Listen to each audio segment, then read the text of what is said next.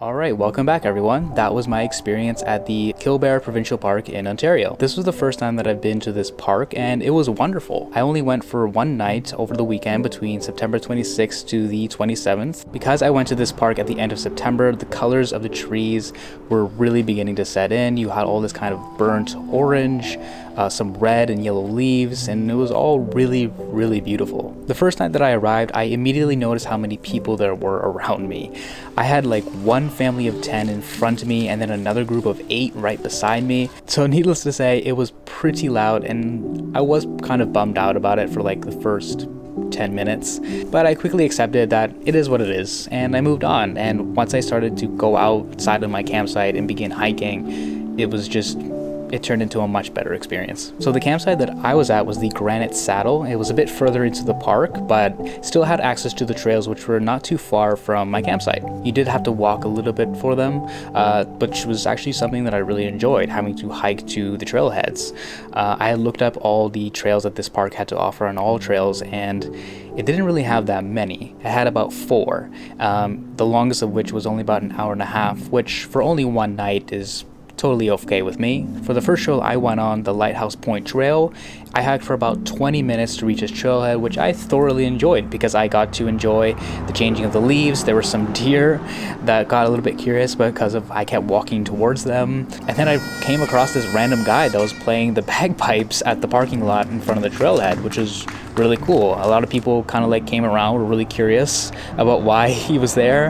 And I stood around there getting eaten by mosquitoes, but I sat there watching him for about 10 minutes and it was just so unique. I had to like film it and include it in this video because it was just really cool. Really, the hike itself was only like a 15-minute loop trail, but having to hike to it and experiencing all of that was really unique and is definitely something that I will remember for a long time.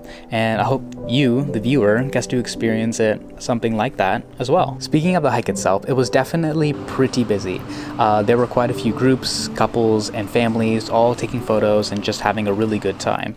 It was a really beautiful part of the park, so it's definitely understandable why there would be so many. I think what was really unique about this area of the park was just how you could see the water has affected the rocks along the shore. A lot of them were very smooth and jagged, which was really unique, something that I hadn't seen at any of the parks that I've been to before. The smoothness of the rocks made for a pretty comfy area to lay down and just enjoy the sounds of the water moving back and forth along the shore. I was one of the few people who stayed at the tip of the trail beside the lighthouse to watch the sun go down, and it was extremely nice. I think my goal now is to always make sure to find the best spot to watch the sunset because they're always just so peaceful. The next day in the morning, I got up a little early to have my breakfast, pack things up before checkout, which was at 2 p.m, and make sure that I had time to hit the second hike, which was the Lookout Point Trail. So this trail was a 4-kilometer loop that took me about an hour to complete and had plenty of other hikers on it. It featured what looked like a marsh, or it was very muddy in this one particular area. Eventually you reach the area where the trail gets its name from, the Lookout Point, which is kind of like this rocky cliff area for people to sit, eat food, take photos, and just enjoy the view of the neighboring side and the water. This was definitely really busy, but still very beautiful, and I would highly recommend it. If you're like me and you kind of like having your own little area and you want to just have a little bit of peace and quiet, the area is definitely pretty big enough for you to find a little crevice or a little area for you to just kind of sit and enjoy. If I'm being honest, I do have the tendency to stop and record everything around me like every 5 minutes, and this trail didn't help with that. It was incredibly beautiful with all the changing of the colors of the leaves. It was all incredibly nice. But yeah, I would definitely recommend this park to anybody. It's definitely doesn't feature a lot of hikes for people who kind of want to go all out on hikes and be out on a trail for 5 hours or so.